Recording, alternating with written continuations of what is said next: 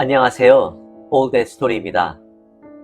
오늘 소개 작가는 현실주의, 사실주의 작가인 레이먼드 카버입니다. 카버는 1938년 미국 오레건주에서 태어났습니다.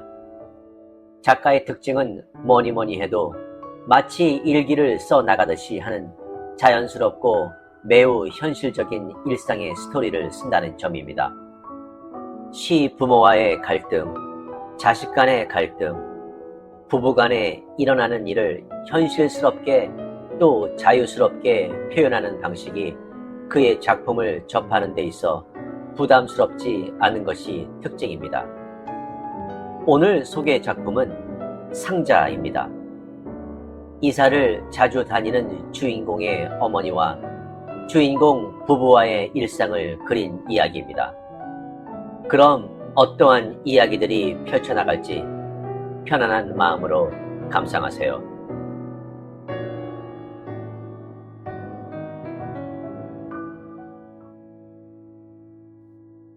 상자들, 레이먼드 카버. 어머니는 짐을 다 싸서 이사 준비를 마쳤다. 하지만 이사가 코앞인 일요일 오후에 우리에게 전화를 걸어와 와서 함께 밥을 먹자고 했다. 아이스박스 안에 든 것들이 녹고 있어서 그녀는 내게 말한다. 이 닭이 상하기 전에 다 튀겨 먹어야 하거든. 우리가 쓸 접시와 나이프와 포크는 우리가 가져오라고 한다. 접시나 식기를 거의 다 이삿짐에 뿌려버렸다고. 와서 마지막으로 같이 밥이나 먹자꾸나. 그녀는 말한다. 너랑 질이랑. 나는 전화를 끊은 다음 이 일을 해결할 좋은 수가 떠오르기를 바라며 잠시 더 창가에 서 있는다. 하지만 떠오르지 않는다. 결국 나는 질에게로 돌아서며 말한다. 어머니한테 가서 작별 식사를 하자.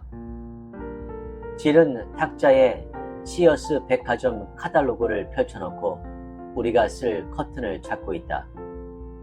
하지만 내 말을 듣고 있었다. 그녀는 얼굴을 찌푸린다. 꼭 가야 해? 그녀는 들여다보던 페이지 구석을 접은 뒤 카탈로그를 덮는다. 한숨을 내쉰다. 참, 네. 지난 한 달 동안이나 밥 먹으러 두세 번은 갔잖아. 정말 이사를 가시긴 하는 거야? 질은 늘 마음속에 든 것을 그대로 말한다. 그녀는 35살이고 짧은 머리를 하고 있으며 애견 미용 일을 한다. 좋아하는 미용 일을 하기 전에는 주부이자 어머니였다. 그러나 큰 혼란이 닥쳤다. 첫 번째 남편이 두 아이를 억지로 데려가 호주에서 살게 했다. 두 번째 남편은 술을 마시고 그녀의 한쪽 고막을 터뜨린 다음 차를 몰고 엘화강에 다리를 뚫고 나가 물에 빠졌다.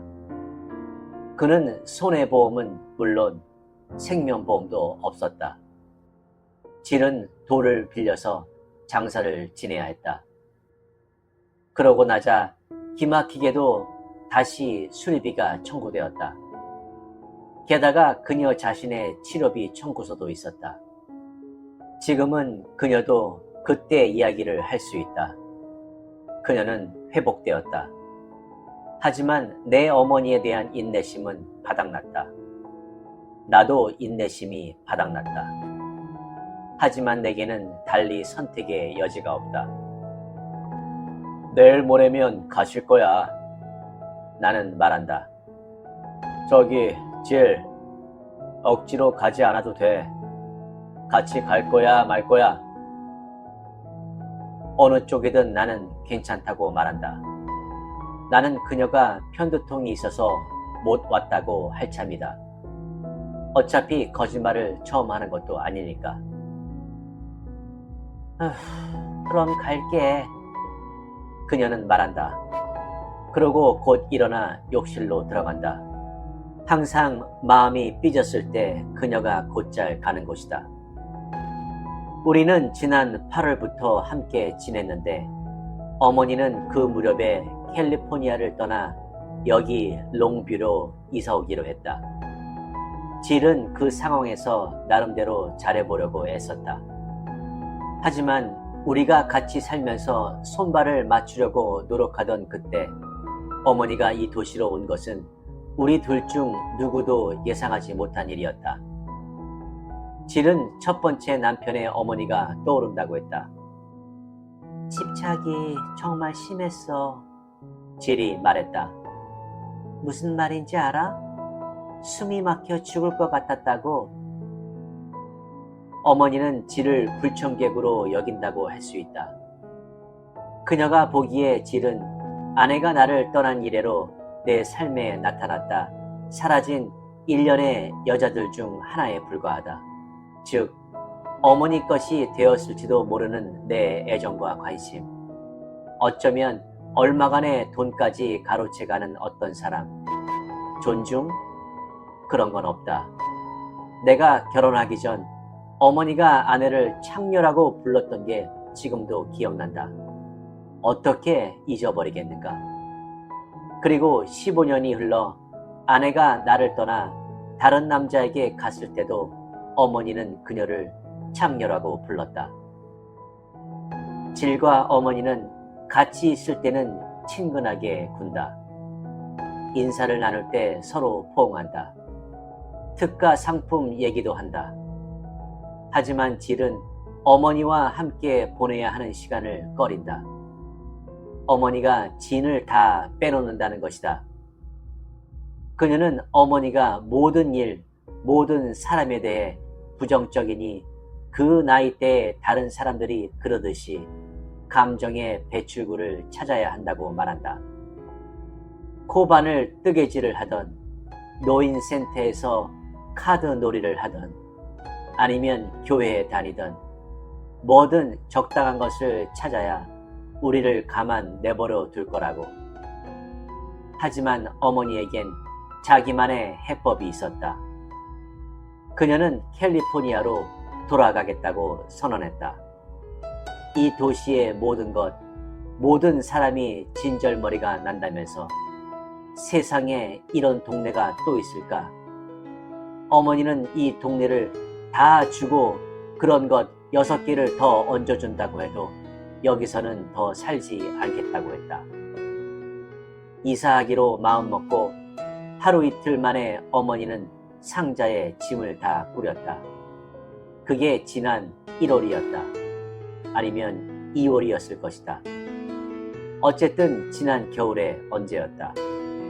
지금은 6월 말이다. 상자들은 몇 달간 집 여기저기에 놓여 있었다. 이 방에서 저 방으로 가려면 그것들을 피해 돌아가거나 타 넘어 다녀야 했다. 세상 어느 아들도 어머니가 그렇게 사는 것을 보고 싶어 하지는 않을 것이다. 잠시 후 10분쯤 뒤에 질은 욕실에서 나온다. 나는 마리화나 꽁초를 발견해서 더 피워보려고 애쓰며 진저에를 마시는 한편 이웃 남자가 자동차 오일 가는 것을 내다본다. 질은 내게 눈길을 주지 않는다. 그 대신 부엌으로 들어가 종이 봉지에 접시 몇 개와 수저를 담는다. 하지만 그녀가 거실을 지나 내가 서 있는 곳까지 다가와서 우리는 서로 껴안는다. 질은 말한다. 괜찮아. 뭐가 괜찮다는 것인지 궁금하다. 내가 보기엔 괜찮은 것은 아무것도 없다. 그러나 그녀는 나를 아는 채 내 어깨를 토닥인다. 그녀에게서 애견 샴푸 냄새가 난다. 직장에서 샴푸를 묻혀 집으로 돌아온 것이다. 집안 곳곳에서 그 냄새가 난다. 함께 침대에 있을 때도 그렇다. 그녀가 마지막으로 어깨를 두드린다. 그러고 나서 우리는 밖으로 나가 차를 몰고 도시를 가로질러 어머니 집으로 간다. 나는 지금 사는 곳을 좋아한다. 처음 여기 왔을 때는 좋아하지 않았다. 밤에 할 게 없어서 적적했다. 그러다 지를 만났다. 불과 몇 주 후에 그녀는 자기 물건을 챙겨와서 나와 함께 지내기 시작했다. 우리에게 장기적 목표는 없었다. 같이 있는 게 좋아서 같이 살았다. 결국은 행운이 찾아올 거라고 우리는 서로에게 말했다. 하지만 어머니는 삶에서 뭐 하나 좋은 일이 없었다. 그래서 내게 편지를 써 이곳으로 이사 오겠다고 했던 것이다. 나는 답장을 보내 그건 별로 좋은 생각 같지 않다고 했다. 겨울에는 날씨가 끔찍해요. 나는 말했다. 도시에서 몇 마일 떨어진 곳에 교도소를 짓고 있어요. 여름 내내 관광객들이 꼬리에 꼬리를 물고 끊이질 않아요. 나는 그녀에게 말했다. 하지만 그녀는 내 편지를 받은 적도 없다는 듯 다짜고짜 이사했다. 그러더니 한 달도 채 지나기 전에 이곳이 질색이라고 했다. 그녀는 여기로 이사한 것도 내 잘못이고 이곳의 모든 게 불쾌한 것도 내 잘못인 것처럼 굴었다. 그녀는 내게 전화해서 이곳이 얼마나 형편없는지 얘기하기 시작했다. 어머니는 버스 운행이 엉망진창이고 기사들도 불친절하다고 했다. 노인센터에 오는 사람들에 관해서는 그녀는 카지노를 즐기고 싶은 마음이 없었던 터라 이렇게 말했다. 다 꺼져버리라 그래.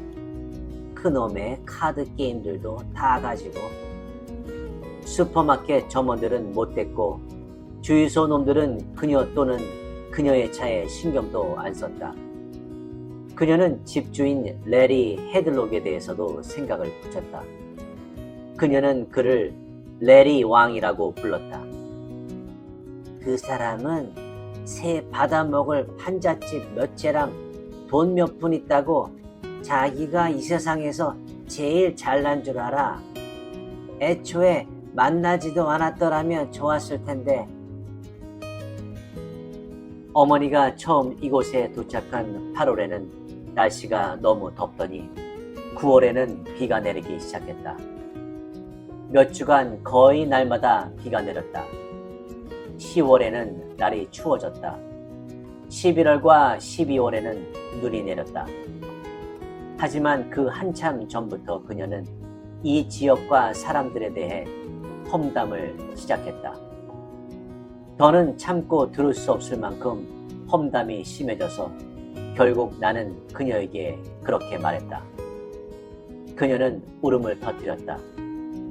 나는 그녀를 끌어안으며 이제 다 끝났다고 생각했다. 그러나 며칠 뒤 그녀는 똑같은 얘기를 또 늘어놓았다. 크리스마스 직전에 그녀는 내게 전화해 언제 선물을 가지고 올 건지 물었다. 그녀는 트리를 세워놓지도 않았고 그럴 생각도 없다고 했다. 그러더니 다른 이야기를 꺼냈다.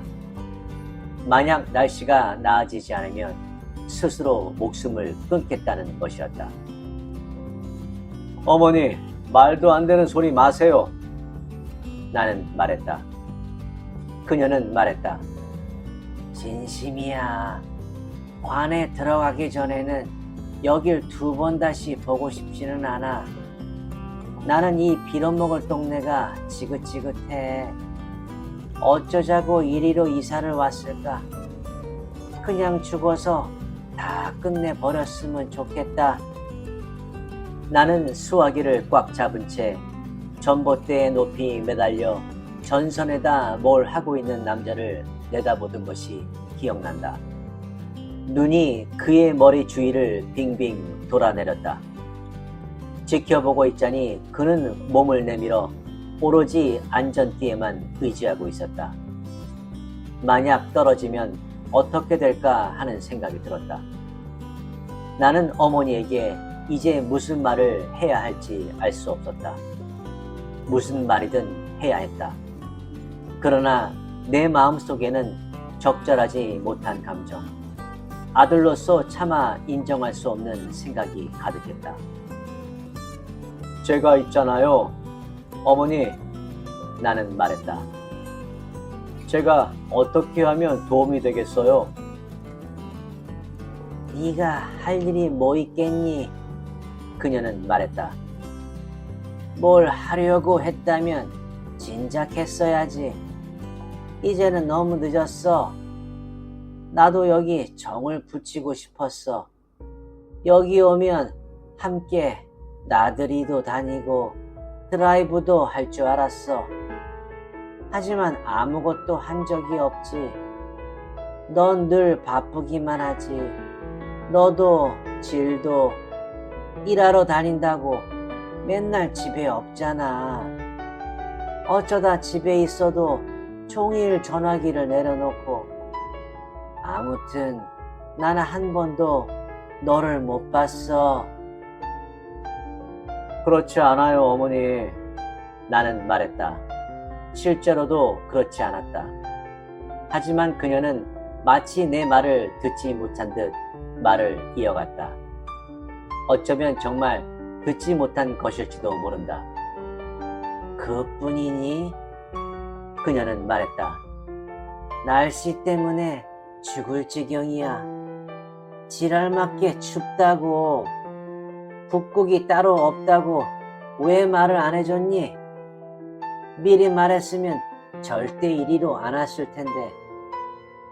난 캘리포니아로 돌아가고 싶어. 거기서는 외출도 하고 여기저기 다닐 수도 있으니까. 여기서는 갈 만한 데가 어딘지 하나도 모르겠어. 캘리포니아에서는 사람들도 있어. 내가 무슨 일을 겪고 있는지 신경 써주는 친구들이 있다고. 여기서는 아무도 내게 신경을 안 써. 어쨌거나 6월까지만 버티길 바라는 심정이다. 그때까지만 버티면 여기를 영영 떠날 테니까. 여기는 내가 여태껏 살아본 곳 중 최악이야. 내가 무슨 말을 더 하겠는가? 무슨 말을 해야 할지 알 수 없었다. 날씨 얘기를 꺼낼 수도 없었다. 날씨야말로 민감한 문제였으니까.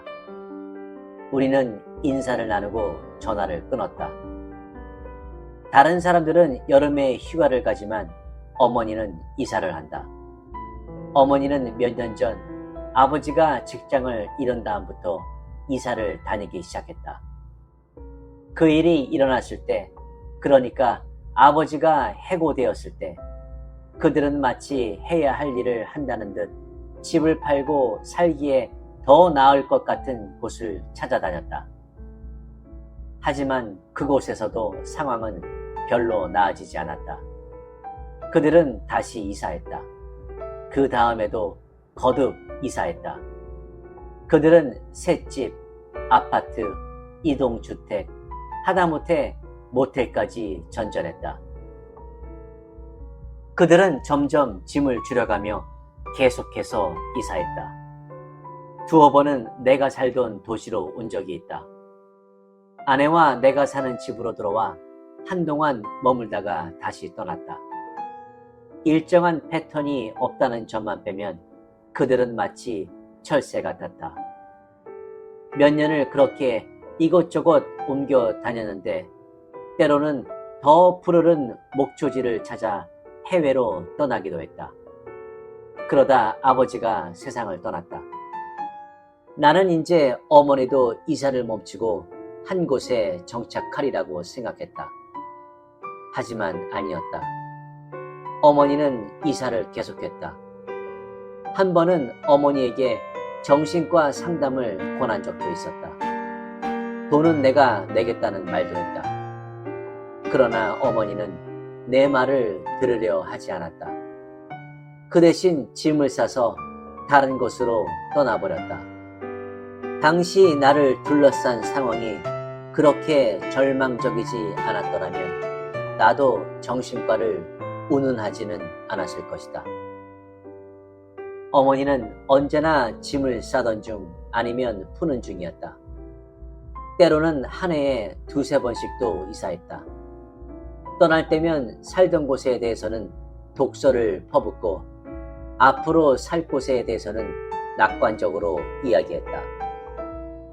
우편물 배달이 엉망으로 꼬이고 보조금 수표가 엉뚱한 곳으로 가곤 했기 때문에 그것들을 제대로 받기 위해 몇 시간씩 편지를 쓰곤 했다. 가끔은 어떤 아파트에서 살다가 몇 블록 떨어진 아파트로 이사했다가 한 달 만에 처음 살던 아파트의 다른 층 또는 다른 라인으로 돌아오기도 했다. 어머니가 여기로 이사 왔을 때 내가 집을 세내면서 어머니 취향에 맞는 가구로 비치되어 있는지 확인한 것도 그 때문이었다. 어머니는 이사가 삶의 낙이야. 질은 말했다. 이사하시느라 할 일이 계속 생기잖아. 내가 보기엔 어머니는 거기서 기묘한 즐거움을 얻으시는 것 같아. 그러나 즐거움이 있건 없건 질은 내 어머니가 제정신이 아니라고 생각한다. 하긴 나도 마찬가지다. 하지만 어머니에게 그 얘기를 어떻게 하겠는가? 그게 사실이라고 한들 어머니를 달리 어떻게 대하겠는가? 정신 이상이 그녀의 이사 계획과 다음번 이사를 막지는 않는다. 도착해보니 어머니는 뒷문에서 우리를 기다리고 있다. 어머니는 70세에 머리칼이 재빛이고 모조 다이아몬드 대로 된 안경을 썼고 평생 한 번도 병이 난 적이 없었다. 그녀는 지를 포옹하고 이어서 나를 포옹한다. 술이라도 마신 것처럼 눈에 생기가 돈다. 하지만 그녀는 술을 마시지 않는다. 여러 해 전에 아버지가 술을 끊었을 때 그녀도 끊었다. 우리는 포옹을 마치고 안으로 들어갔다. 오후 5시경이다. 나는 부엌에서 흘러나오는 냄새에 코를 킁킁거리다 아침 식사 이후 아직 아무것도 먹지 않았음을 깨닫는다. 이제 마리화나의 취기도 가셨다. 정말 배고프네. 나는 말한다.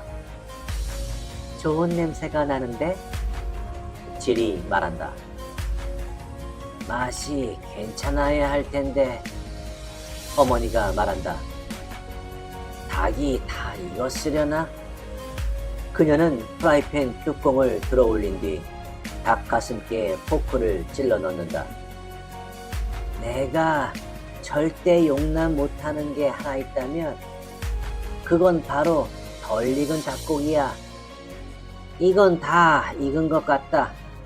좀 안 찌그러니 어디든 앉아. 난 아직도 이 레인지 온도 조절하는 법을 모르겠네.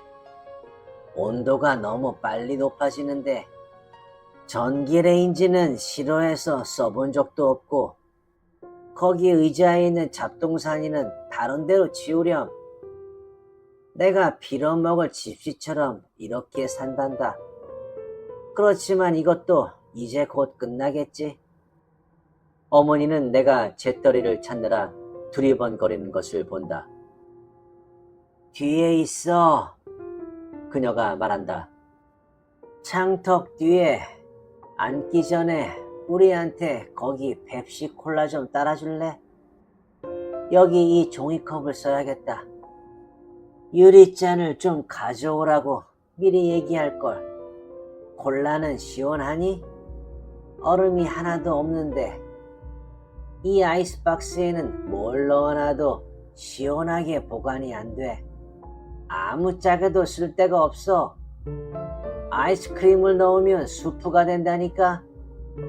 이렇게 형편없는 아이스박스는 생전 처음이야. 어머니는 포크로 닭고기를 찍어 접시로 옮겨서 탁자에 올려놓는다. 콩과 코울슬로, 흰빵도 곁들인다. 그런 다음 빠뜨린 건 없는지 살핀다. 소금과 후추. 앉으렴. 그녀는 말한다. 우리는 의자를 탁자 쪽으로 바짝 당긴다. 질은 봉지에서 접시를 꺼내 나누어 준다. 돌아가면 어디서 사실 거예요, 어머니? 그녀는 말한다. 정리해 놓은 데가 있으세요? 어머니는 닭고기를 질에게 건네며 대답한다. 전에 세냈던 부인한테 편지를 보냈어. 답장이 왔는데 1층에 아주 괜찮은 집이 하나 있다고 하더구나. 버스 정류장도 가깝고 동네에 이런저런 가게도 많아. 은행도 있고 쉐이프웨어 슈퍼마켓도 있고 더 바랄 게 없는 곳이지. 내가 거길 왜 떠났나 몰라. 그녀는 그렇게 말하며 콜슬로우를 집어먹는다. 그럼 왜 떠나셨어요, 어머니? 질이 말한다. 왜 그랬는지 이야기해 줄게. 그때 옆집에 나이든 알코올 중독자 여자가 살았어. 아침부터 밤까지 술을 마셨지. 벽이 하도 얇아서 우적우적 얼음 씹는 소리가 종일 들렸어. 그 여자는 보행기가 있어야 겨우 걸어 다닐 수 있었는데도 당최 가만히 있지를 않는 거야.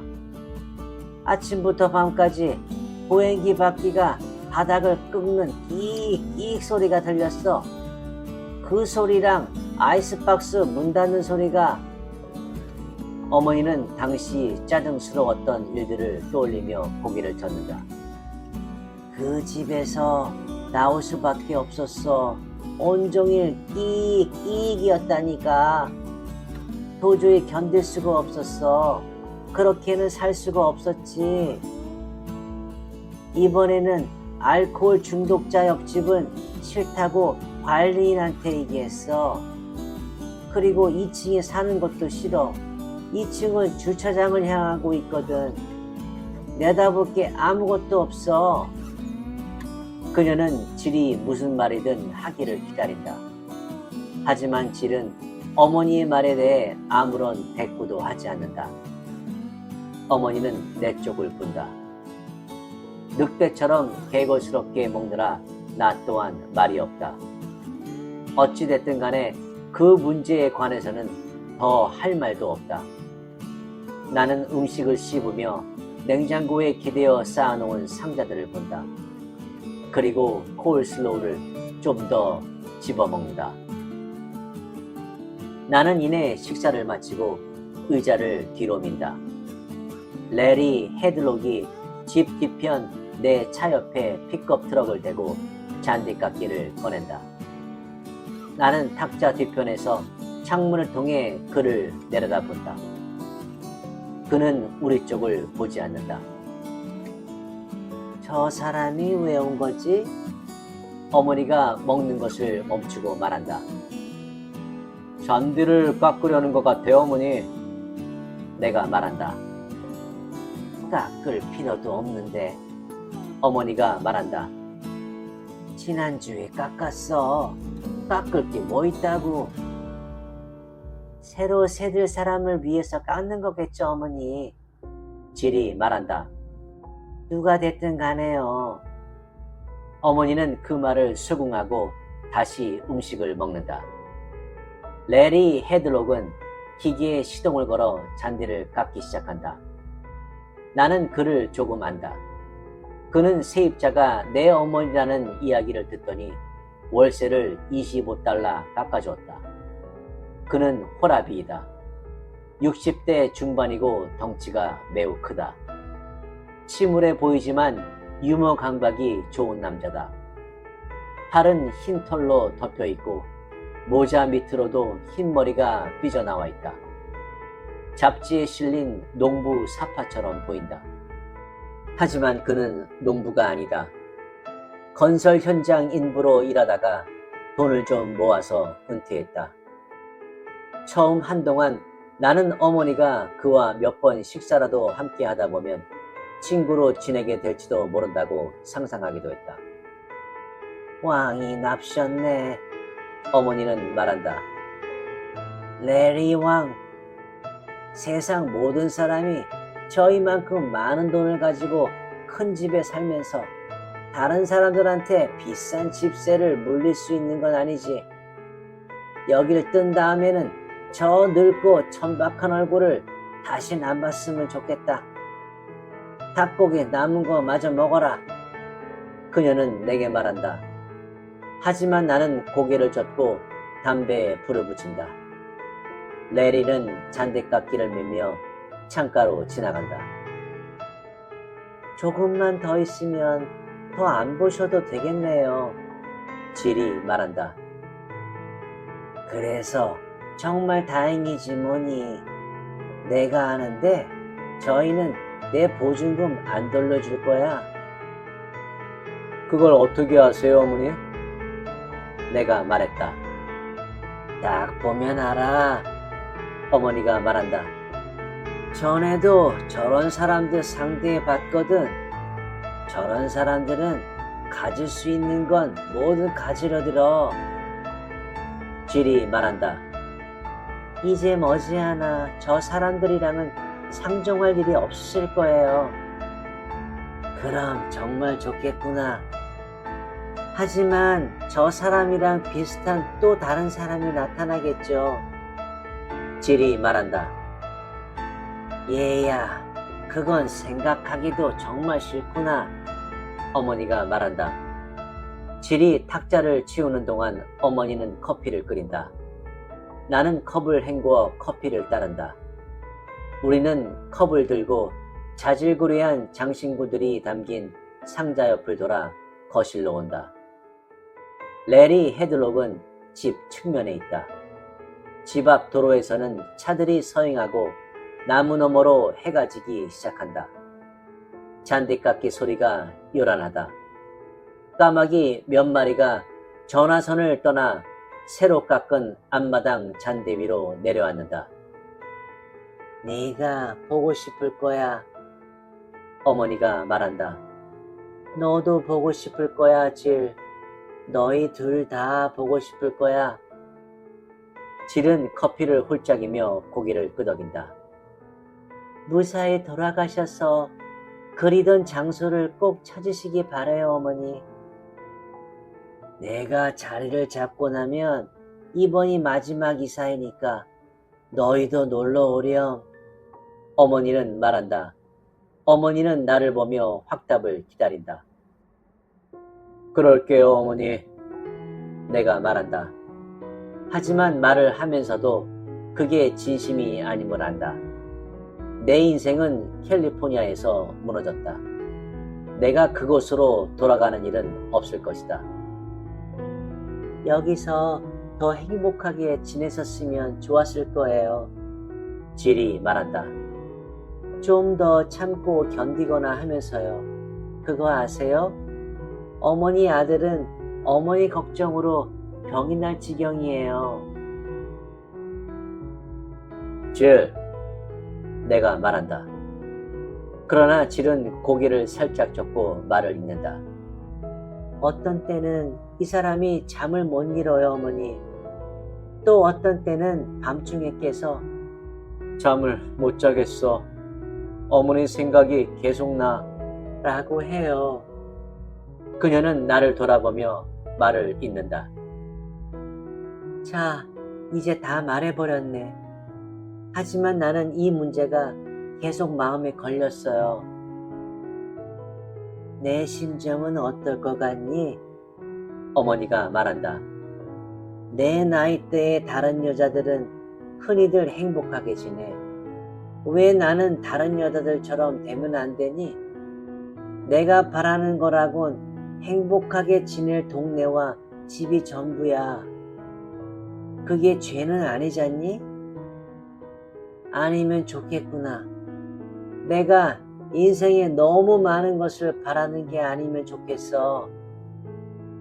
그녀는 컵을 의자 옆 바닥에 내려놓고 자신이 너무 많은 것을 바라는 건 아니라고 질이 말해주기를 기다린다. 하지만 질은 아무 말도 하지 않는다. 그러나 어머니는 곧바로 행복해지기 위한 자신의 계획을 풀어놓기 시작한다.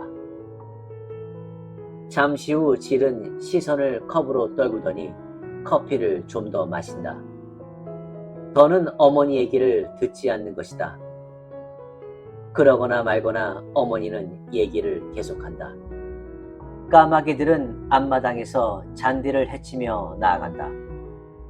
잔디깎기가 윙윙거리며 돌아가다가 한 무더기의 잔디가 날에 걸리자 퍽 소리를 내고 멈춘다. 몇 차례 시도 끝에 레리는 다시 기계를 작동시킨다. 까마귀들은 흩어져 날아올라 전화선으로 돌아간다. 질은 손톱을 만지작거린다. 어머니는 중고 가구상이 다음 주 월요일에 와서 이사 때 붙이거나 가져가지 않을 가구들을 수거해 갈 거라고 얘기한다. 탁자와 의자들, TV, 소파, 침대는 가구상이 가져갈 것이다. 하지만 카드놀이용 탁자는 쓸모가 없다고 해서 만약 우리가 필요 없다고 하면 버릴 작정이라고 한다. 저희가 가져갈게요, 어머니. 내가 말한다. 질은 그것을 대강 훑어본다. 그리고 뭔가 말하려다 마음을 바꾼다. 나는 내일 오후 상자들을 차에 싣고 그레이하운드 역까지 가서 캘리포니아로 붙일 것이다. 어머니는 예정대로 마지막 밤을 우리와 함께 보낼 것이다. 그리고 이튿날 아침, 그러니까 지금부터 이틀 뒤에 길을 떠날 것이다. 어머니는 말을 멈추지 않는다. 이제 곧 시작될 여정이 어떻게 펼쳐질지 쉴 새 없이 얘기한다. 그녀는 오후 4시까지 운전하고 밤에는 모텔방을 잡을 것이다. 어두워질 때에는 유진에 도착할 작정이다. 유진은 괜찮은 도시이다. 그녀는 전에도 한번 거기 머문 적이 있다. 이곳으로 이사 오는 길에 아침에는 해 뜰 때 모텔을 떠나 만약 신이 보살펴준다면 그날 오후 캘리포니아에 도착할 것이다. 신은 실제로도 어머니를 보살피고 있고 어머니 자신도 그 점을 잘 알고 있다. 그렇지 않다면 그녀가 이 세상 곳곳을 그렇게 계속 떠도는 것을 어떻게 설명하겠는가? 신은 그녀를 위한 계획이 있는 것이다. 어머니는 최근에 기도를 많이 한다. 나를 위해서도 기도한다. 왜 이 사람을 위해서 기도하세요, 어머니? 질은 궁금해한다. 하고 싶으니까 하지. 내 아들이잖니. 어머니는 말한다. 뭐 문제될 게 있니? 우리 모두 가끔은 기도가 필요하잖니? 필요 없는 사람들도 있긴 있겠지만 모르겠다. 내가 그 이상 뭘 알겠니? 그녀는 손을 이마로 가져가 핀에서 삐져나온 머리를 매만진다. 잔디깎기가 털털거리며 멈추자 곧 레리가 집 주변에서 호수를 찾아 끌어내는 모습이 보인다. 그는 호수를 연결하고 천천히 집 뒤편으로 돌아가 수도를 튼다. 스프링클러가 돌아가기 시작한다.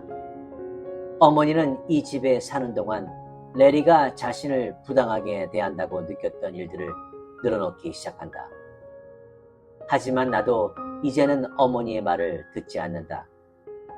나는 어머니가 어떻게 또 저 고속도로를 달려 이사할 엄두를 내는지 생각한다. 누구도 그녀를 설득하거나 말릴 수 없을 것이다. 난들 어쩌겠는가?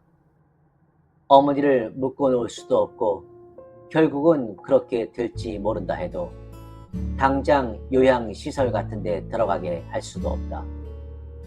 나는 어머니가 걱정스럽고 어머니를 생각하면 마음이 아프다.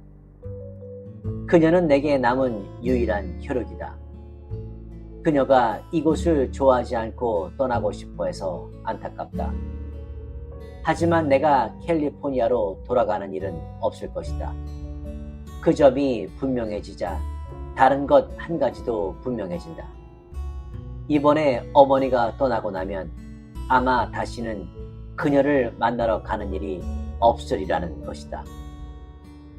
나는 어머니를 물끄러미 바라본다.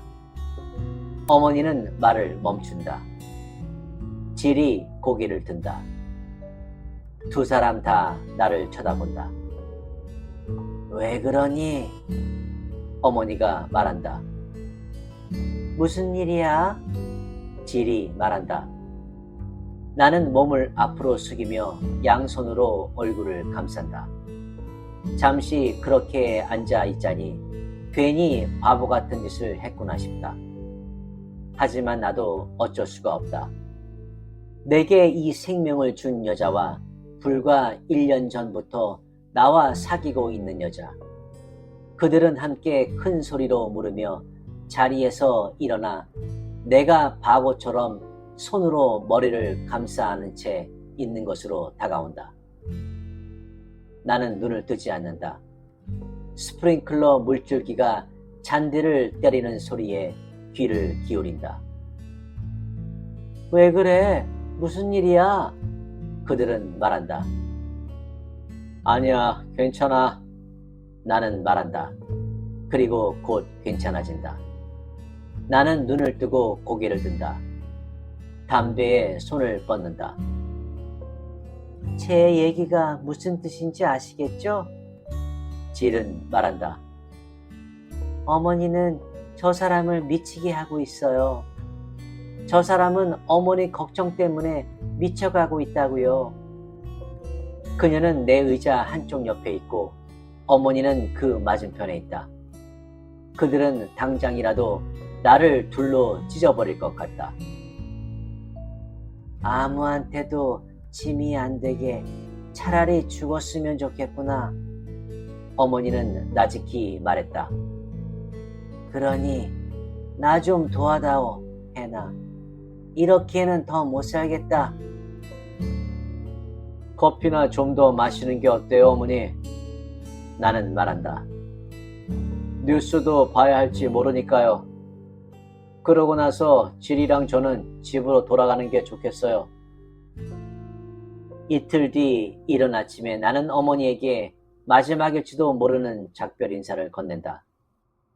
질은 더 자게 내버려뒀다. 어쩌다 한번 지각한다고 해서 큰일이 나지는 않을 것이다.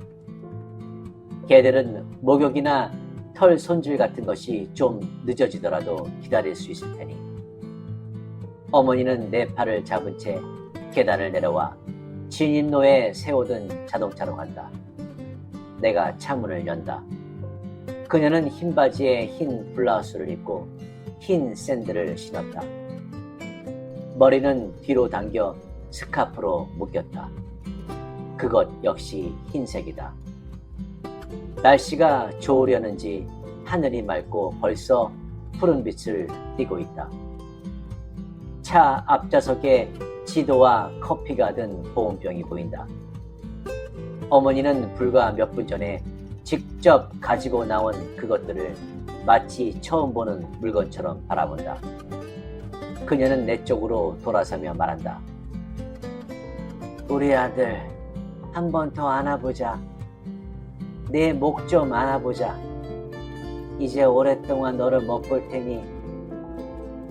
그녀는 내 목에 팔을 눌러 나를 끌어안더니 울음을 터뜨린다. 하지만 거의 곧바로 울음을 그치고 뒤로 물러나 손바닥 아래쪽으로 눈을 지그시 누른다. 내가 이러지 않겠다고 했지? 안 그럴 거야. 어쨌든 마지막으로 얼굴 좀 보자. 네가 보고 싶을 거야. 그녀는 말을 잇는다. 이것도 견뎌내야겠지. 그동안에도 못 견딜 것 같은 일들을 견디며 살아왔으니까 이것도 견딜 수 있을 거야. 그녀는 차에 타서 시동을 걸고 잠시 엔진이 돌아가게 둔다. 차창이 내려간다. 어머니, 보고 싶을 거예요. 나는 말한다. 실제로도 어머니가 보고 싶을 것이다. 어쨌든 그녀는 나의 어머니이다. 왜 그립지 않겠는가? 하지만 신이여 용서하소서. 한편으로는 드디어 때가 되어서 어머니가 떠난다는 게 기쁘기도 하다. 잘 있거라. 그녀는 말한다. 질에게 어제 저녁 식사 고맙다고 전해줘. 잘 지내라고 하고. 알겠어요, 어머니. 나는 말한다. 나는 그대로 서서 다른 말을 더 하려고 한다.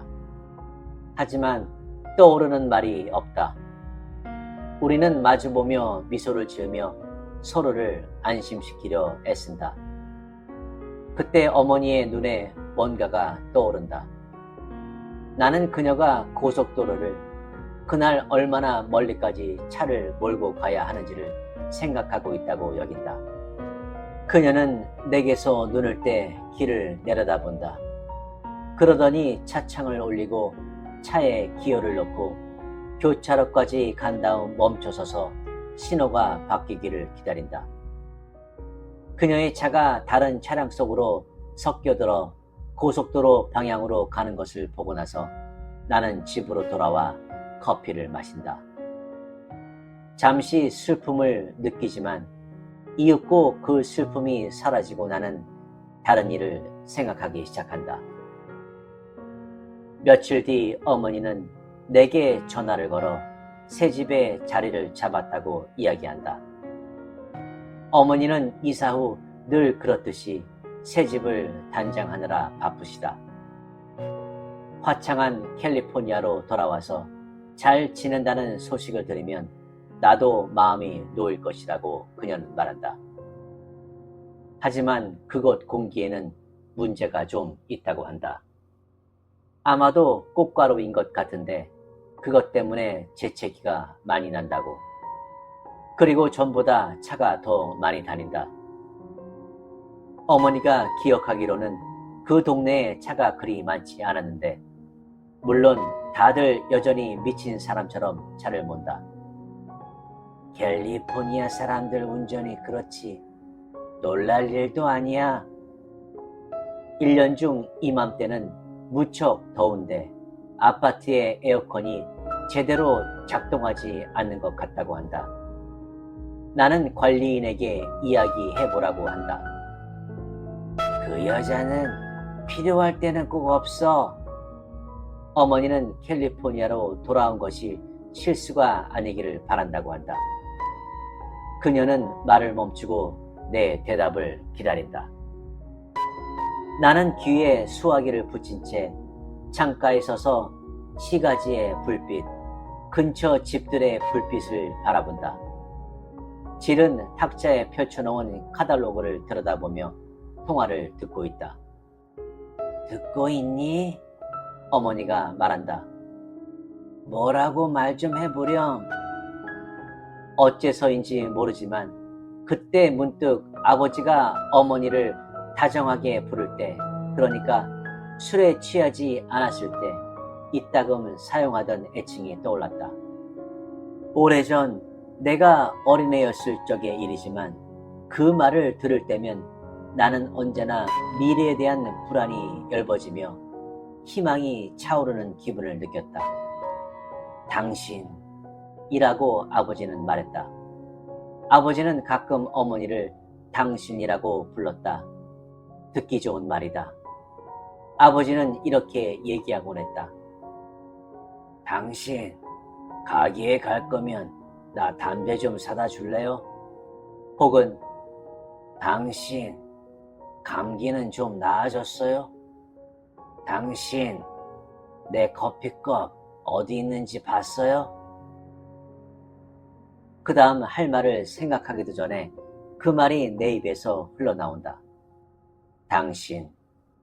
다시 한번 말한다. 나는 어머니를 당신이라고 부른다. 당신, 너무 겁내지 말아요. 나는 어머니에게 사랑한다고, 편지하겠다고 이야기한다. 그러고 나서 작별 인사를 하고 전화를 끊는다. 잠시 나는 창가에서 움직이지 않는다. 나는 거기 계속 선 채 불 켜진 인근 집들을 내려다본다. 차 한 대가 도로를 벗어나 어느 집 진입로에 멈춰선다. 현관에 불이 들어온다. 문이 열리고 누군가가 현관 앞까지 나와 서서 기다린다.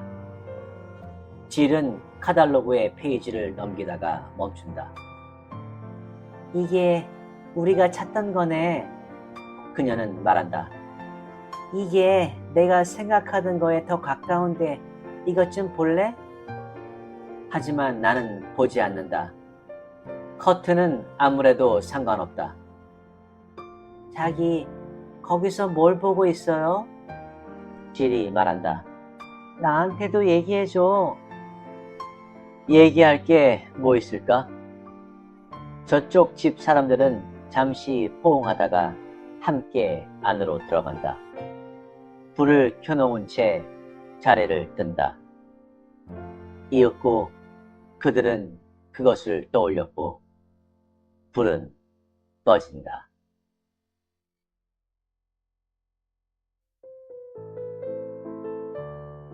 어떠셨나요? 역시 우리가 흔히 접할 수 있는 이야기지 않나요? 이 작품은 사람들이 스스로의 행동이나 사회에 의해 제한받는 한계에 초점을 맞춘 단편 소설이라고 볼 수 있습니다. 주인공의 어머니는 삶에서 누구와도 가까워질 수 없어 상자에 진정한 자신을 숨기고 이곳저곳으로 이사함으로써 이를 상쇄합니다. 그녀는 남편의 죽음으로 유일하게 든든한 인간관계를 잃은 후로 큰 우울증과 싸웁니다. 그녀는 누구에게도 자신의 우울증에 대해 알리거나 그녀를 도울 수 없게 합니다. 오로지 그녀는 자신의 감정을 상자에 담습니다. 작가는 이것을 사용하여 어머니의 삶과 심리적 문제를 나타내는데요. 그녀는 행복을 찾아 새로운 지역으로 이사를 가며 자신의 문제를 자신 외에 다른 사람에게 돌리기도 합니다. 어머니는 나와 같은 나이의 다른 여성들은 행복해. 왜 나는 다른 여성들과 같을 수 없니? 라고 말하기도 하는데요. 글쎄요. 여러분들은 어머니의 행동을 어떻게 느끼셨나요? 저는 이 작품에서 많은 것들이 포함되어 있다고 생각합니다. 고부간의 갈등, 그리고 어머니가 느끼는 아들 사랑에 대한 부재, 동서양이나 인간관계, 즉 가족 관계에서 일어나는 일들에 대한 감정은 많이 비슷하다고 볼 수 있습니다. 그렇다면 여러분은 가족 간의 갈등이 있으신가요? 부모님과의 갈등, 자식과의 갈등, 부부 간의 갈등 등. 그럼 그러한 갈등을 어떻게 해결하시나요? 알려주세요. 구독과 좋아요는 영상 제작에 많은 힘이 됩니다. 감사합니다.